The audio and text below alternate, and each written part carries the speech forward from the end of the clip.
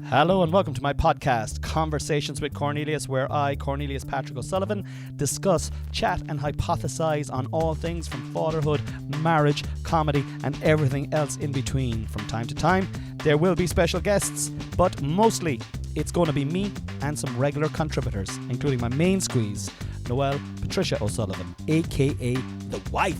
So sit back, relax and enjoy Conversations with Cornelius. Hello ladies and gentlemen, and welcome back to another episode of Conversations with Cornelius. I'm your host, I'm Cornelius. And just in case you thought I was. In case you thought this beautiful specimen beside me was me, you're wrong. You fucked up royally. Straight from the get-go, you have made a mistake. I would say forgive yourself, because it's all about forgiveness, this planet in which we live in. So the books have been telling us. And literally they've been telling us now, because we've got audiobooks. Audiobooks are out there now as well as manual old school reading books. This is the beginning of the podcast. And if you're still tuned in, well done. Fair play to you. I bring on to the stage this week's special guest. Before I bring her on, I just want you to know this is a Seat of the Pants podcast. We have actually not thought about anything we were going to say today. Bar, we're going to talk about I suppose we have. We're going to talk about the night of the live podcast, but we haven't talked about it until right this minute. Yes. We're like 4 days after the event. I was gigging. Anyway, right, bring to the stage. Ladies and gentlemen, please welcome to the stage today's guest, the beautiful, fantastic and phenomenally savage in bed, Noelle Patricia O'Sullivan. Occasionally. I'm just looking down now. Cornelius has my slippers on with his socks up over the Deal with it. tracksuit pants. Deal. Classy. I said I wasn't going to have my Actually, leg available. Are these your mother's? No, they're mine. Okay. Are they? Did your mother have a pair of? Probably similar. Yeah. Me and your mum have similar style and slippers, which is something that we have between ourselves, but whatever. Go on anyway, yeah. How are you? I'm great. Very good. Great today. Great Monday today. morning. Yeah. I'm great for a Monday morning. I think I'm good. Tell me why you're great on this Monday morning. I think I'm great this Monday morning because the kids are really back to school now today, because Hunter's a week and a half into school and he's there till 2 today and he's loving it, and Harvey's happy out going to school, so it's good. I feel like the summer was chasing our tail, trying to get stuff done around the kids, trying to keep our shit together with the kids as best as possible, and now we can drive forward again. That's as good a reason to be in a good mood on a Monday as any. You also went for a run. Yes, I went for a quick run because I've very sporadic been running and jogging, whatever you want to call it, and I said no, we're back now, Monday, Wednesday, Friday, and I'm just building it up 20 minutes. I was gone for about 40 because I walked to start, and there's a particular starting where I start the run, and then there's a loop, so I ran for 20 minutes and then walked the rest of the loop. So you were moving for 40 minutes. 20 yeah. plus 20 is 40. And how are your endorphins? Very good. Yeah, you're annoying me. You're so happy. You're not annoying me. You're actually kind of inspiring me. No, I know what it is. It happens when one of us gets going before the other one. The other one gets kind of. You're like. Well, you're not secretly, because you've just said it out on the podcast. But normally, I'd be kind of going supportive, but not there, like not living it. Whereas when you'll be running now yourself, which will come within a week. Well, I'm going to try and go for a walk today. Yeah, but that's already because I went for a run this morning. Yeah, do you know what I mean? It is. But it'll come. But in the interim, it's like, okay, I'm really happy for the other person.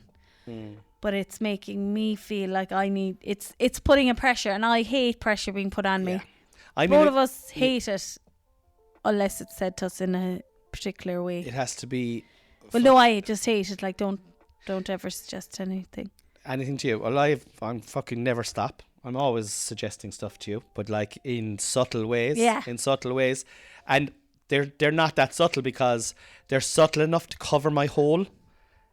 That if you go, what are you talking about? I was just saying that ice is nice to cool down a beverage. I wasn't saying anything else. Yeah. You know? Mm-hmm. Yeah, but I'm in a kind of a quagmire of queerness at the moment. I suppose you're battling a bit of depression. I'm battling a small bit of depression, and it's the thing is, there's a small fire as well that I'm adding petrol to all the time. I'm fucking eating shit. I've been trying to stop drinking for the last 5 weeks after a summer of indulgence, because I know what's ahead of me. It's like abstinence. It's pure abstinence, and fucking definitely consuming too much Mary Jane as well. You know, I just feel I'm in a quagmire of queerness, and I think that's all. I think that's all to do with the summer. Do you think so? Yeah, I do. I think there's a lot of people that will say that summer is a lot harder for them to exercise and be in that frame because there's more out and about. There's more meeting friends. There's more drinking. Just the matches are on. You're going to matches. Like you're going for a few pints after the matches. You're going to watch matches. You're going to watch matches. At the pub. And then yeah. But you're like, I mean, your life is for living as well, then, isn't it? It's like it's just trying to get the balance right. Like, I mean, I love like yesterday. That was a good example. We went to a soccer match. My son was playing a soccer match yesterday. We took the boys to it. Then later that evening, I took the two boys to the pub. I had 2 pints, and I came home and I smoked a doob when they went to bed, and I had another doob late into the night, and it's like just unnecessary. Like I feel it's unnecessary consumption, and I feel it's kind of like Starship Enterprise. I'm clinging on. Well, you see, cling on. I'm a cling on to the summer. You're wrecked because you were working and I was hard, yes, right? But you also had 2 pints on Friday night. See, I was an Oma. I forgot about that, yeah. Last night. And it's like, it's not like I'm getting locked. They do impact your body. That's the thing. They do. Like 1 pint, 1 drink, and my watch can tell me I had drink. Yeah. My sleep is impacted. Yeah. I don't feel it. Like, just because you're not necessarily screamingly hungover. Yeah.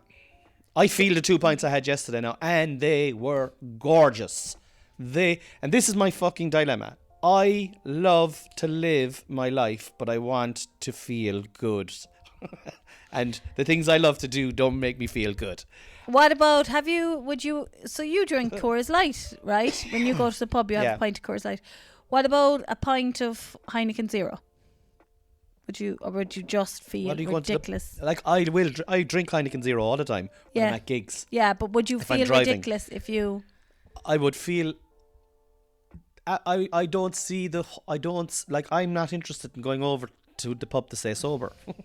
I'm going over to alter my mind, to lighten my mood, to socialise, and like it was lovely yesterday. I went over yesterday now. The 2 boys. Sure, you know what it's like on a Sunday. Yes. It's like our local is amazing. Like it's just like all the kids from the village are in there, and Hunter and Harvey, their friends were there, and they out the back Beyblading. Hunter was playing pool.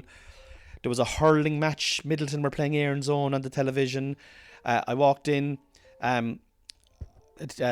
2 people who were at the show were sitting at our Opera House show. We're sitting down. I got chatting to them. They're patrons here as well. I was like, "Fucking, this is, it was so cool." And then girl that you play football with came in, and her husband, and I was chatting to him and chatting to Packy behind the bar, and 1 or 2, like I wouldn't get any my interactions besides that, right, are you and the boys and the audience that I'm talking to, and if I'm travelling with someone to the gig, do you know, that kind of way. Yeah. And I just think it's like, it's not that I seek that out, or it's not something that I crave, but I just think it's good, because I'm introverted in like, I know people think that that's weird. I know, but like, it's a nice way to socialise. I understand that, yes, but then half the time you don't want to talk to anybody either when you go to the pub. So I kind of don't know if that's your niche for your socialising, in a sense that you also went for a walk with Ty during the week. Like that's more what I would have associated you with your socialising than the pub part. Like, do you know? I don't know. I suppose you do love it though. I do love it. Like, and I suppose just like, and again, it's like not going out and get. But there are days that I want to just go and sit down and go on my phone and look at look at other people's content and maybe do a bit of writing and stuff like that. There are days, like for example, when I was gigging in an unreal comedy club on Friday night above in Omagh in County Tyrone, 5.5 hour drive to get up there. And I was staying in this hotel called Canavan's, owned by the famous Tyrone footballer Peter Canavan. This is what I love about pubs, right? So I went in anyway, excuse me. I went in and I did my gig, and it was a great gig, brilliant, run by a fantastic comedian up there. And waited till the end of the night, which is the polite thing to do, especially when you're travelling. I watched every comedian and tried to talk to everyone afterwards in a professional, like 10-15 sentence way. And then the night was over anyway. They got the gig going at 8 o'clock. I couldn't believe it. Imagine trying to get Coca Club going at 8 o'clock. It's very inspiring. But anyway, I was back at the hotel for 10:30. Yeah. Right? And I was like, okay, the car's parked up here now. There's a pub that I can walk to, like my own pub here. And it's part of the hotel. And it's 10:30. Like, I wouldn't be going to bed till 1 o'clock anyway.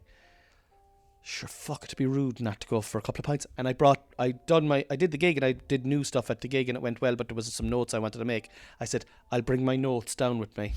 And I'll just sit in the corner and, but the pub is owned, and the hotel is owned by Peter Canavan, and the pub is unreal. It's a real old school GA pub.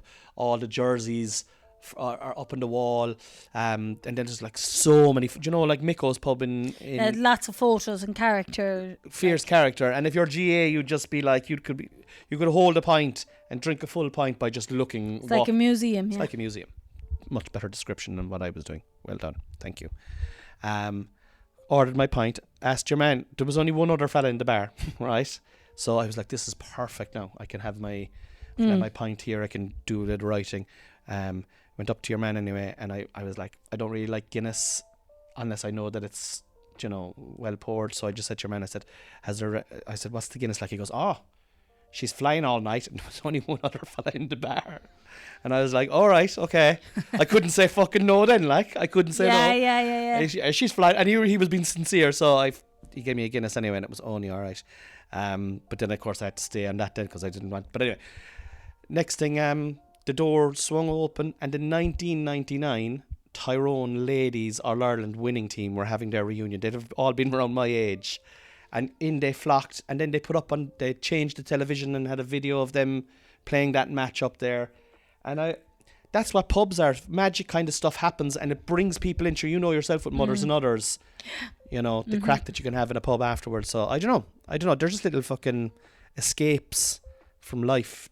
Well, actually, that's what I was going to say. I think it's more like if you were here, right, and on a Friday night, Tuesday night, if you're home, and you said, babe, I'm going to go away over to the pub there. Like, I'd say, all right, okay, right, so we'll see you later. Whereas if you said to me, babe, I'm going to go into the other sitting room there, like, well, I do that too, but that's more if you're going working, you need to rest. But if on your leisure and you're not working and you're not going working that evening, and at about like 6 o'clock, if you turned to me and said, right, I'm going in there now, I'd be like, huh? Yeah. Whereas, and it would be a lot, you definitely wouldn't get the same solace, like, no, because they're right there. No, like, you wouldn't. They're out in the hallway, or they're. So is it that you need to fill? That cup isn't full of quietness, that you need to get it from somewhere, like, not quietness either, because maybe for those times, there's 2 different times I think that you go to the pub. I'd like, for example, yesterday there's a part of me as well that loves bringing the boys to the pub. Yeah. I just think it's in. My dad brought me to the pub. You know, his dad brought him to the And pub. it's such an inclusive pub as well. Yeah. It's like there's an enclosed area out the back, and during the daytime, it's the kids' area. Like Yeah. the owner's kid is there, and it's Like very wholesome. It's not really wholesome. not dingy and dark and thing. Like I wouldn't be bringing the boys up to fucking you know, Fred Zeppelin's in Cork Yeah, City, like, yeah, you know, yeah, for a couple yeah. of pints. I'm taking them over to our local bar, and I think it's nice to be in the community, and I think they're there's- meeting people they know and parents they know. It's kind of So you know the way I like when we moved over here, when we lived in Ballyclaw, when you and I lived in Ballyclaw, I never went out. I never ever went out. I forced myself when we moved over here. Remember, I used to force myself at the start. I was like, because we bought the house to stay in this community, to live in this Yes. in this place, and I was like, and it took you ages to get into the community. I was, you know, and now you're way more invested in it than I am, Yes, almost. yeah. And I just feel, I'm not going to come on and say I don't like a few pints now. I love a few pints. But there's more going on, like, you know, bringing the two scallywags with me yesterday. They were so excited.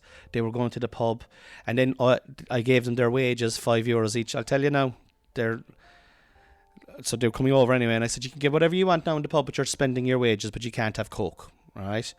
Hunter's like, I'll get a 7-Up, and Harvey goes, I'll get a My Waddy. And I was like, that's good idea now, Harv, because the My Waddy will cost you nothing, and you'll still have your €5. And Hunter, that'll be $2.50 now for yours, so you'll only, I change back to My Waddy, so. And then Harvey said, maybe I might risk €1 on a packet of chips. And that was the deliberation then, going over and back. And this is all part of, we're trying to teach them about money and stuff like that. And I'm not saying that I didn't want to go over for 2 pints. I definitely did. But there's other things at play, like talking to Dominic now as well yesterday, talking to Pa, talking to Packy, just, you know, like just 5 minutes, you know, conversations. You know, we're the O'Sullivans. We're not fucking weirdos. Yeah, you know? yeah. We've got 2 boys. We like a beer. We like curling. I don't know. Like, I don't know what it is. It's intrinsic in Irish people, but it's just something that I like to do, and I feel. I'm only asking because I don't have it at all. Really. You don't, but you also do. Like, you do have. But you never had it. You'd go home when you were living in Cork, and you told me you used to just go home and not even go out. Yeah. And you lived, like, you know, because you had it all your life. Restaurants, you worked in restaurants. Well, but I'd go out when I was younger. I'd go out, but I never had the fear of not going out, like the fear of missing out. But then definitely I would have not gone out for a lot longer. Like, as in, I'd stopped going out when I met you or whatever. Not going out completely, but I'd have no grow to go out on a Saturday evening, like, do you know, or doll up and go out. Or, Yeah. But I still love my sup, obviously. So I like to have my sup at home. But I think anybody that was But I the do Cork like Opera then House I do the other night will definitely know you I like do yourself. like going to the pub as well. I like all the aspects that you just discussed in meeting and talking to people as well. But it just doesn't. I would never.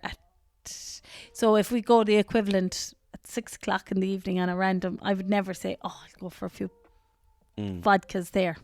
Well, you see, again, now a lot of what drives it for me is matches. Yeah. Like, Aaron's Own and Middleton were playing yesterday on TG Car. Now, I could easily watch it here. You see me try to watch matches here. If I lie down in this couch to watch a match, I'm asleep 5 minutes into the match. Yes, yeah. If I'm inside in the other room trying to watch it, I'm fit to throw the 2 boys out the window. Yeah. Right? So the only way I can watch a match at the moment is to, you know, it's not the only way, but like, it is a way that I can watch is to go for a pint. And they're also like, you know, discussing the match. Discussing a match. And I don't know, I think like I'm definitely not unique. Like, I mean, men like to have a beer and talk about hurling and football. It's kind of a thing with us. I don't know if you've ever heard it.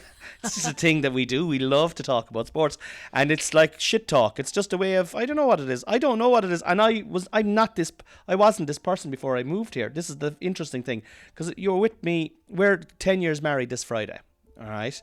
And not that you know anything about it, I'd say. You didn't even have it up in the calendar. But I've a weekend booked away for us. You may as well find out about it here live in the podcast. You mean the one that I booked? You booked one as well? Oh, okay, we'll just go with the one you booked, so I'll cancel my one. But like for the first, we're here 5 years. For the first 6 years, I wasn't like I wouldn't go to the pub on. I wouldn't, you know. But I just think, you know, since we moved. Would you like to fiddle for a few? Yeah, but I'd go with you. It was rare. I'd go. That's because we don't kids then as well. Kids, so we would have gone for a couple. Yeah. Like, so now you have no choice but to go on your own. Yeah, or bring the kids along. Yeah, but even you're like, I know what you're saying. You're not as regular to the pub, but like you go down on a Wednesday if you play Mothers and Others. If you train with Mothers and Others, you're in there afterwards. Yeah. You know, but yeah, I don't know. Anyway, will we talk about the podcast? Yeah, sure. The live podcast festival. Yeah, festival. Give the listeners your take on it, the build up to it, and the day itself. And the event in question. The big dilemma was what to wear, which kind of didn't. I kind of had an idea what I was going to wear, and then I tried it on the night before a course, and I was like, nah, I'm not going to be comfortable sitting down in this. As I sit here now in tracksuit pants and a tracksuit top after coming back from running. But ravishing. But so I was like, oh, what am I going to wear now? So I found something anyway. But I think on the day we were busy anyway, so it didn't really, like, I wasn't nervous at all, really. You were surprisingly very calm until the sound check. Well, I think all along it's a job. There's jobs to be done every day. You don't have time to think about yourself, like, really. You don't have time to think about, it's all about ticket sales. It's about, we weren't rehearsing. There was none of that racket. So you're not in it. You're just doing the stuff for it and doing the stuff for everything else, like running the business, blah, blah, blah. So it wasn't. So then on the day, I was excited when we went for something to eat because we were in the city. I definitely have to bring the city in. But then you spend money when you go to the city, like. Yeah, but it's okay to spend money. This is the thing as well. Like, I mean, obviously we have to be prudent and we have to be frugal and make sure that we have enough money to pay our bills. But I think it's like you don't, like you bought some jewellery and stuff like that. Noel, when was the last time you even said it to me? You were like, when was the last time I bought jewellery outside of Dunn's or Penny's? Yeah. You know? But this was still only costume jewellery, but it was new look. But it was the idea of looking. I'd only have bought in Dunn's because it was. I'd be in Dunn's anyway. It's here in Mallow. Like, that was the thing. It was browsing. Like, and just the array of stuff for the same price or cheaper or dearer. Like, that wasn't the point. It was just the choice. Like, there's a world in Cork that I never go near. I just go to Dunn's, like, Mallow. That's, if I need to get something, it's into Dunn's. Do they have it? Or I do that. I do it online. Do you know what I mean? But I need to, by going to Cork, now the kids are in school, when we have ourselves set up properly in the business again and are on top of everything, I'm actually going to go to Cork on Thursday and browse and pick something up that I need to buy. But you know what I mean? It's part of the go, like, dropping off stuff to the counter and then spending an hour in the city. I don't even have a desire to kind of. Then by going back, I kind of do now. Like, we'll say myself and Mother she had an appointment last week and we were in Ballincollig and we went to drop something to your dad then. And I was like, come on, we'll just go away home. Like, we were right beside Marina Market, which is lovely. Yeah. Do you know, and I had thought about it, but then I kind of went, oh, we won't bother spending the 50 quid to go there, do you know, for two. So we'll just go away home. But I'd been up in the city, like, and we did nothing, like, do you know, besides our two jobs. And there is a buzz out of doing that as well, like going, but then there's that kind of living part of the world That's what I'm saying. It's like you have to, I think you have to, it's like going for the pints, it's like going for the browsing, it's like going to Marina Market. We don't do it every day. We work really hard with parenting and trying to get with the Coco Club and my own comedy career, and like you're flat out running all the back issues with that as well, not to mention our podcasts and reels and stuff like that. We've talked about that ad nauseum in the past, but like, it's important to go for those 2 pints. It's important to go down to the Marina Market and spend an hour with your mam eating a fucking taco. Yeah. Do you know what I mean? Yeah. It's important to do that. It's as important. And if that costs I think a certain we need. amount, I think it's the fact that we need to plan it and carve it in because we've kind of slashed it out. Yeah. And we probably need to bring it back in a bit. Like small bit, yeah. A small bit, and that's it. It's not Yeah. every week, and it's not all the time, and it's. But it's. I've €30 in. I set up a Revolut fund for date night. It's called. Oh. And I've €30 in it. I've only set it up 3 weeks ago. Tenner every week I put in. Oh yeah. Do you know? So like. I won't go far. Now, in saying that, we are going away for the weekend. This weekend for our I booked anniversary. it, but she's after booking another one. But like, we'll go I think it's just. So that was part of the day anyway. The podcast festival day, bringing it back to the day. Bring it back to the day. So go on. So I browsed. There was a window, and I thought I was Pretty Woman gone wrong. Really, though, to be fair, now, 'cause it wasn't inside doing like. Well, you Gucci. are a pretty woman, but you just didn't have the funds behind Pretty Woman. I didn't have the thing. You're not a prostitute, like. Oh, that part as well. Sorry. Like you're not a prostitute with a client who's got a deep pocket. Yeah. But you are a pretty woman. Thanks. So I didn't. Not a prostitute. Not a prostitute. I didn't get to go. What was big mistake? Isn't that what she says? And a big mistake to your one. But when I was there picking up my little bit of jewellery in New Look. How much is this? $12.99. I don't think you could afford it. Big mistake. Here's 20. Where's my change? So I think that all kind of was exciting on the day. The day was going well. Went to see it. Got a little bit of thrills going to the back of the Opera House.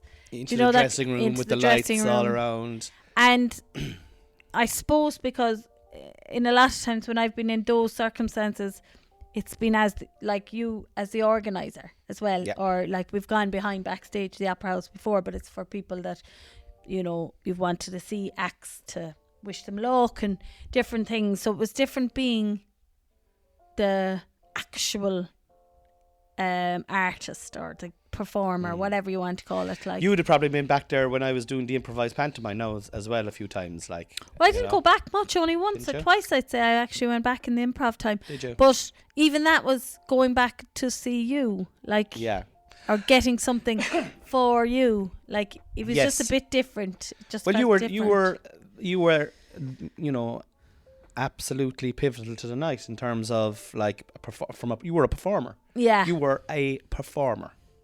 So it was your first gig, and it was the Cork Opera House. Yeah. Now I will say, go on. No, we'll get on to that in a minute. Go on. So that was all good.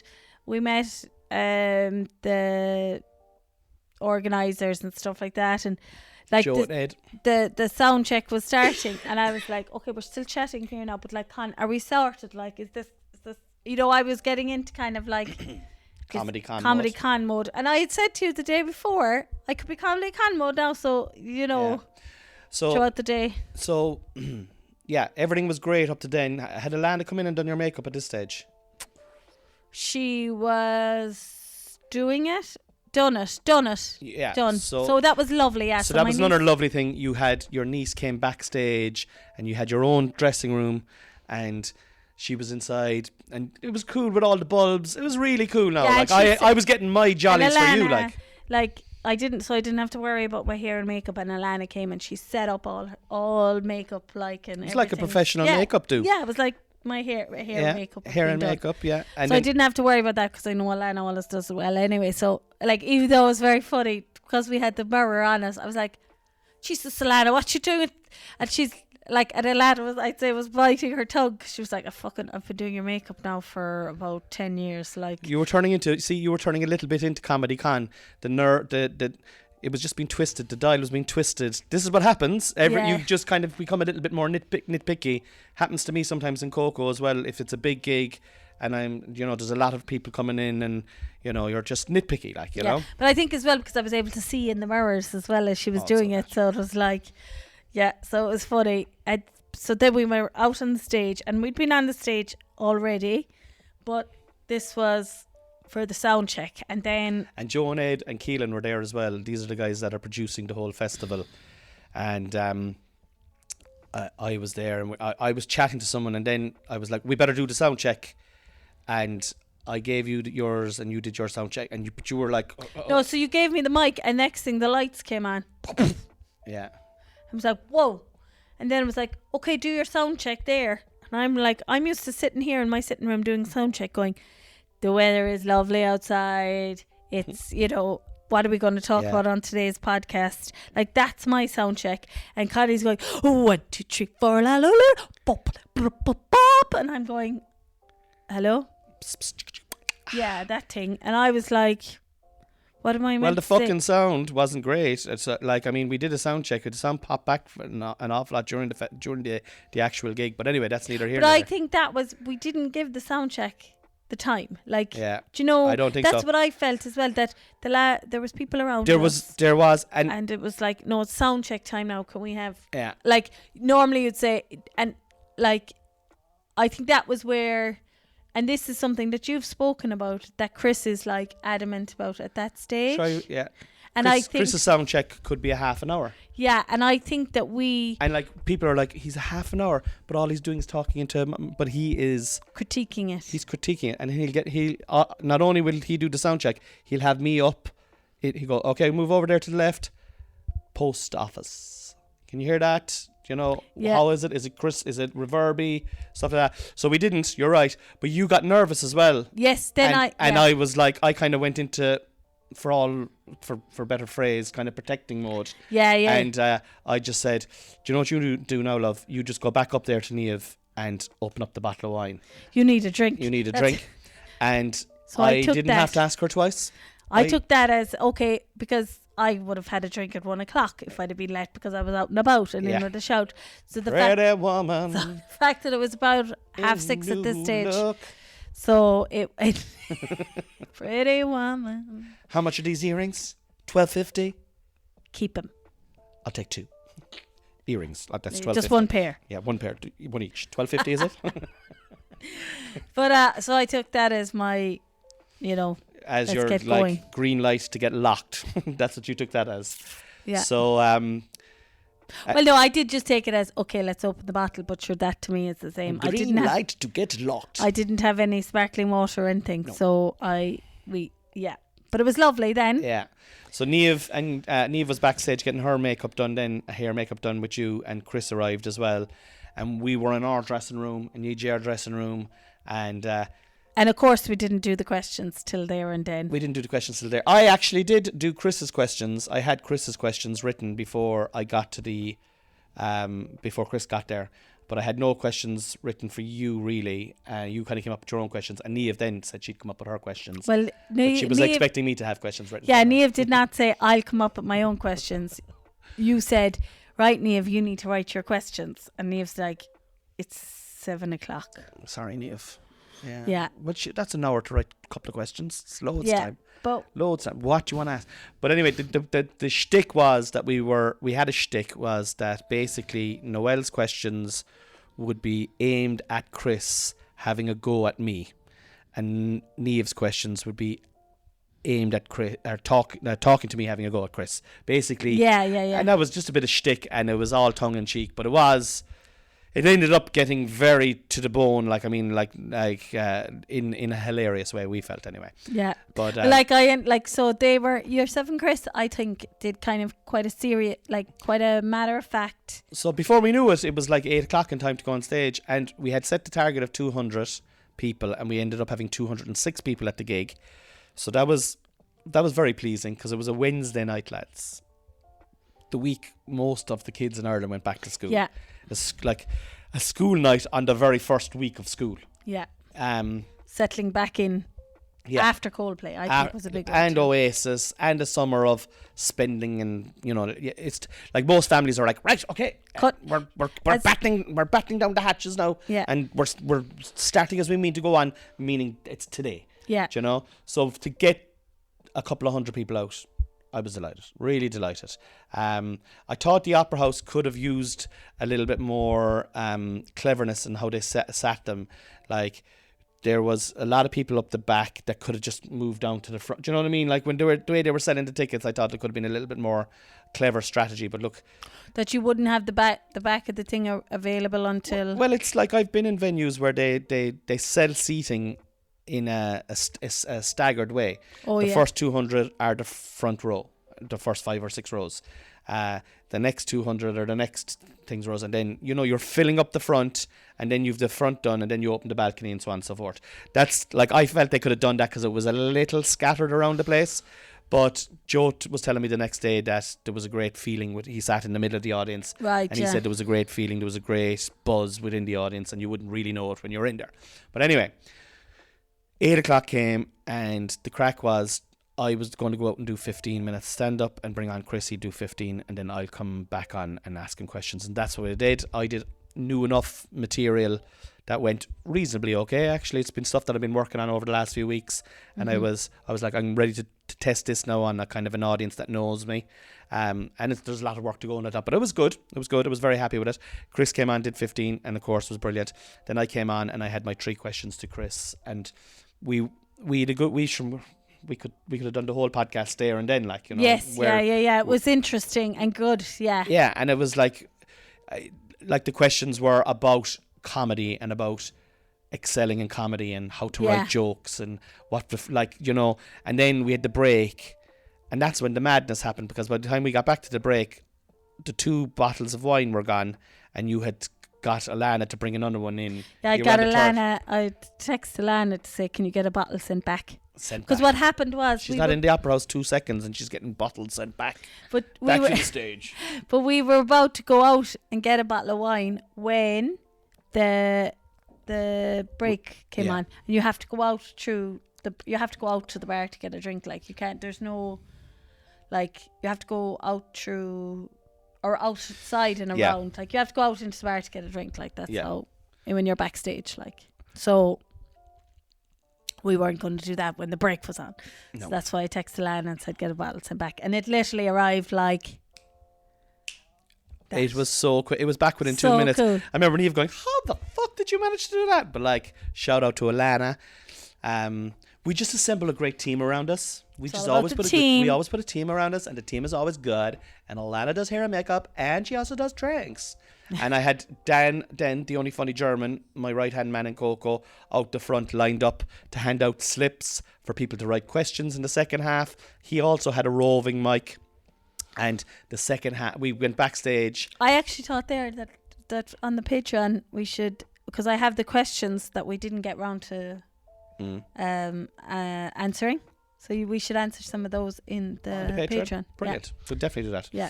And that'll be this week's Patreon episode. Because we were going to talk a bit more about the night in question on the Patreon, but I think we've kind of got into it quite a lot here.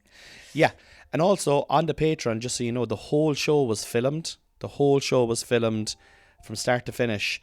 And that's being edited at the moment. And when that's edited, it's going up exclusively on the Patreon page for a period of time. Yes.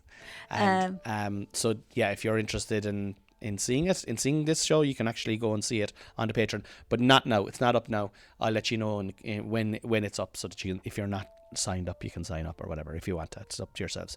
No panic. $5 a month, and you get loads of other old episodes as well. Link is in the description. But no panic. Do it now. Sign up now. She's fucking absolutely fleecing me in earrings. She wants to go back to get another pair in new look. I was like, can we put a deposit on just one earring? We buy half an earring this week. It's like Bitcoin. Buy half one, then get it up to one. Anyway, the second half, I came out with Chris, and we had a bit of crack. Took some questions from the audience, and we brought on the first special guest, this woman here. Now I'm going to let you take over here from how you were feeling in the build up to till you were called on stage. Oh, I think I was just excited. The nerves were well gone now. They were gone by bottle 1. They were drowned. They were drowned out. Yeah. I drowned out the nerves. So I was just excited then, I think, and making sure I could manage the bottle of wine, the questions cards. All that you were missing basically when you came out on the stage was another pair of hands. Yeah. So I had the bottle of wine, the cards, and the glass in one hand and then the mic in the other. Yeah. And like, I remember Keelan was like, just before I went on stage, he looked at me and he goes, I'd like to help you, but I can't really if all of this is going on stage with you. I said, it is, yeah. No, it's fine. I've got them. It's okay. So then I think the you got mood, a massive roar as well when you came on. Do you remember did that? I? Yeah, massive roar. I think the mood was set from bringing the bottle of wine out. Yeah. I think that's set. This is a change now. We're changing the whole vibe dynamic here. of the podcast changed when you came out. Yeah. Because I came out, I was trying to find, where'll I put my glass? Where'll I put, like, settle myself in? It was kind of like something from Father Ted, really, at that moment. I think it was a bit like, but I just kind of went for it. Then I was like, I know this, the awkward moment of sitting down. It kind of was like, it was lovely, really. It was fucking brilliant. Honestly, it was brilliant. And it kind of threw me back into the cinema, or not cinema, it's the fucking, what's the sitting room. Right, yeah. In COVID, and you coming home from work, and we got the boys to bed, and you might be on your first day off or something, your second day off, and we'd be opening up the wine. Yeah, and I'd be all business sitting down.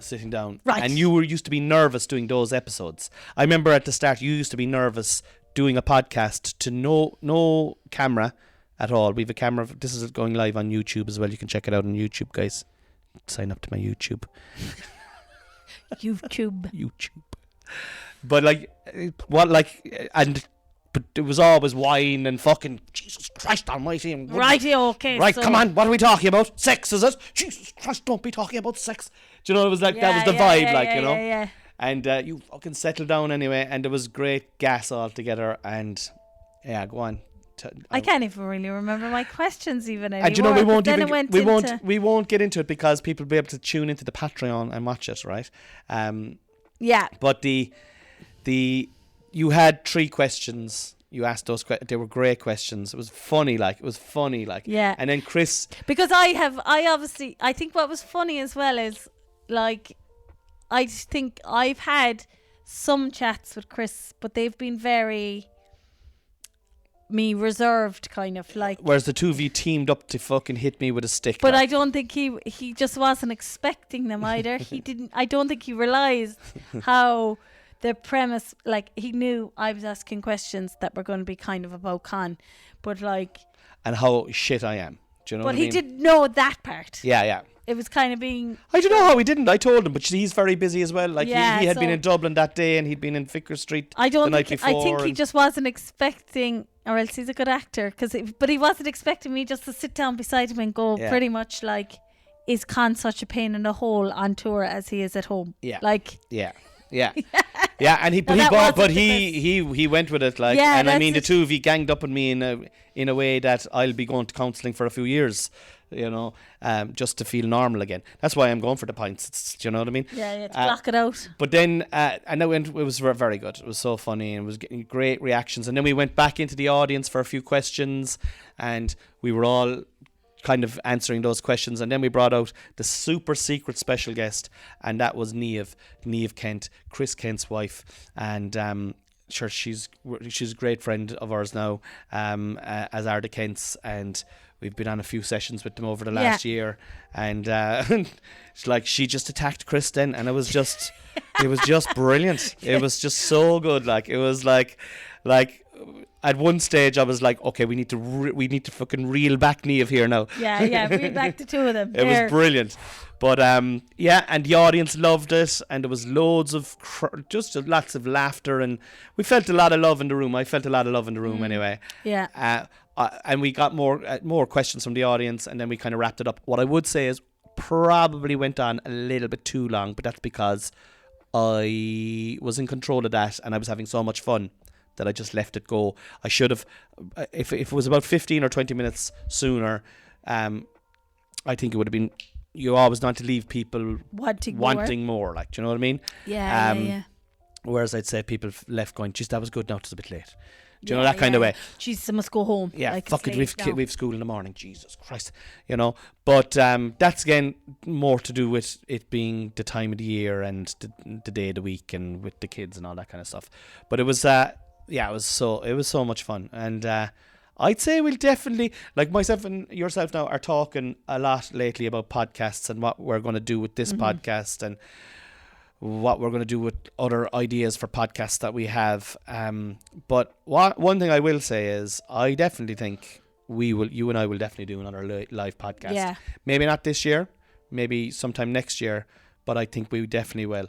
And probably a smaller venue. I was just going to say, I think as well, all along it was a bit underwhelming, even though I know you said that 200 was the goal of ticket sales. Like, I was always underselling it even to myself, because I was like, it's not sold out Opera House. Well, we were it's never going to put 1,000 people in there. Yeah, like, but like, and I know that, so that's why it was kind of underwhelming for even for me and even for the show. It's like, well, sure, it's not sold out, but like if it was in another venue, it would have been sold out. Yeah, and it's not the like number was great. Like, to have 200 in was really good, and we're very happy with that. Yeah.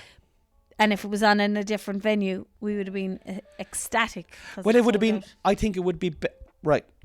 Like, obviously, your stand-up audience and your podcast audience are two different audiences. There is a crossover, definitely, and then you have a good guest like Chris, so you'd have a few people coming to see Chris. And I did think people came to see you, like Hazel. Hi, Hazel, and Jocelyn and all those girls came. Definitely, they listened to. Well, they're podcast listeners as well. Yeah.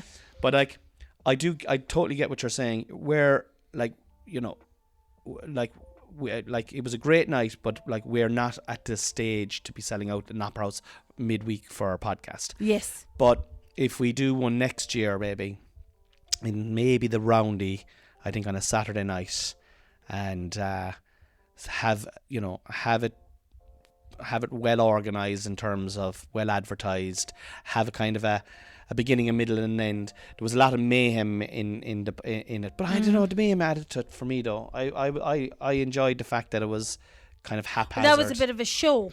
Yeah. It was more of a show than the podcast. Like, do you know? I think it's a bit of both. You need a bit of both for a live podcast. I do. I think you do. I think you need. I think you do. You don't want. Like, it's not we're not a true crime podcast. Like, there was no true crimes discussed. None. You know, only like misdemeanors around the gaff. But all in all, I'll give the experience a massive 2 thumbs up. I was delighted to be asked to do it in the first place. I was really honoured to be asked to do it, because we had done the Cork Podcast Festival the year prior, and the venue they had put us into was a place called Maureen's, which is a gorgeous little pub on the north side of Cork City that holds about 25 people. Yeah. Now, we did sell that out, but the tickets were free. and half of the people didn't show up. None of the people who'd reserved tickets. Very few people who'd reserved tickets showed up. So the caveat is that wasn't on a stage. So kind of saying my first time ever on a stage was the Opera House. The only other time I was in front of an audience was a year previously at Maureen's for the 20 people. Maureen's. And that was just in a pub. We were sitting down in pub seats. But that was great. We enjoyed that as well. Through that, yeah. Yeah. It's a common denominator. Maybe you don't go to the pub because you're like, it's taken away from your drinking time. I don't go to the pub because it's too expensive for the amount I want to drink as well, probably. True. True. Okay, on that note, let's go. We'll see you next week. Good night. Bye. Staying by the wall. Staying by the wall.